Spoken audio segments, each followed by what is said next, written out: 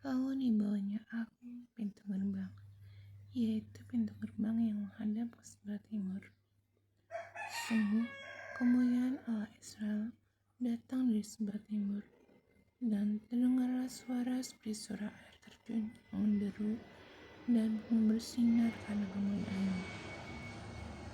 Yang kelihatan kepadaku itu adalah seperti yang kelihatan kepadaku ketika ia datang untuk memusnahkan kota itu, dan seperti yang kelihatan kepadaku di tepi sungai Kebar, maka aku sembah sujud. Sedang kemuliaan Tuhan masuk dalam bait suci melalui pintu gerbang yang menghadap ke sebelah timur. Roh itu mengangkat aku dan membawa aku ke pelataran lain. Sungguh, bait suci itu penuh kemuliaan Tuhan. Lalu aku mendengar Dia berfirman kepadaku dari dalam bait suci itu. Orang yang mengukur bait suci itu berdiri di sampingku, dan ia berfirman kepadaku, "Hai anak manusia, inilah tempat tahtaku, dan inilah tempat tapak kakiku. Disinilah aku akan diam di tengah-tengah orang Israel untuk selama-lamanya. Dan kaum Israel tidak lagi akan menajiskan namaku yang kudus, baik mereka maupun raja-raja mereka, dengan bersundalah mereka atau dengan mayat raja-raja mereka yang sudah mati.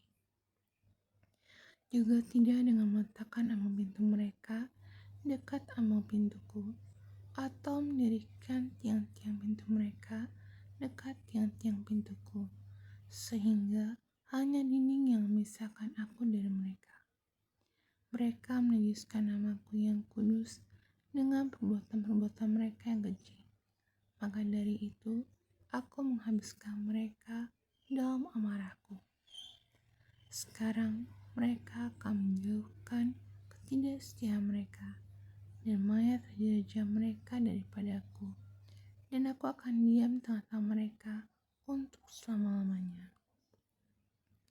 Maka engkau, hai anak manusia, terangkanlah pada kaum Israel tentang bait suci ini, agar mereka menjadi malu melihat kesalahan mereka, juga bagaimana bait suci itu kelihatan dan rancangannya. Dan kalau mereka merasa malu melihat segala sesuatu yang dilakukan mereka,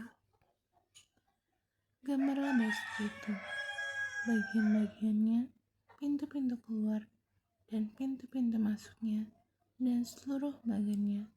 Beritahukanlah kepada mereka segala peraturannya dan hukumnya, dan tuliskanlah itu di depan mereka, agar mereka melakukan dengan setia segala hukumnya dan peraturannya.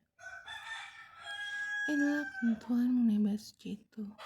Seluruh daerah yang di puncak gunung itu adalah maha kudus. Sungguh, inilah ketentuan mengenai bait suci itu. Inilah ukuran-ukuran mezbah dalam hasta, yaitu hasta yang setapak tangan lebih panjang dari hasta biasa. Paritnya adalah satu hasta dalamnya dan satu hasta lebarnya, dan sekeliling parit itu ada tepi yang tingginya 1 jengkal. Dan inilah tinggi mezbah itu, dari parit yang di dalam tanah sampai jalur keliling yang terbawah adalah 2 hasta, dan lebar jalur keliling itu adalah 1 hasta. Dari jalur keliling yang terbawah sampai jalur keliling yang di atas ada 4 hasta, dan lebar jalur keliling itu 1 hasta juga. Tempat perapian itu adalah 4 hasta tingginya, dan dari tempat perapian itu muncul ke atas 4 tanduk. Tempat perapian itu panjangnya 12 hasta dan lebarnya 12 hasta, jadi 4 persegi. Jalur yang memenuhi perapian itu panjangnya 14 hasta dan lebarnya 14 hasta, jadi 4 persegi juga. Sekeliling mezbah itu ada parit yang 1 hasta lebarnya, dan sekeliling parit itu ada tepinya yang 1/2 hasta lebarnya. Tangga mezbah itu adalah sebelah timur. Lalu berfirman kepadaku, "Hai anak manusia, Inilah firman Tuhan Allah. Beginilah peraturan mengenai mezbah itu.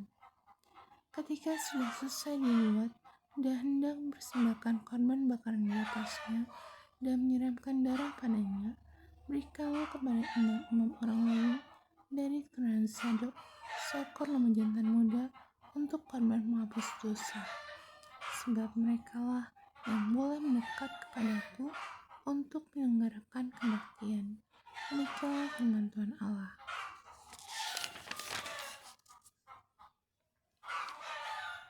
Dan ambillah sedikit dari darah itu, dan bubuhlah itu pada keempat tanduk mezbah itu, dan pada keempat sudut jalur itu, dan pada tepinya sekeliling. Dengan demikian, engkau menyucikan mezbah itu, dan mengadakan pendamaian baginya.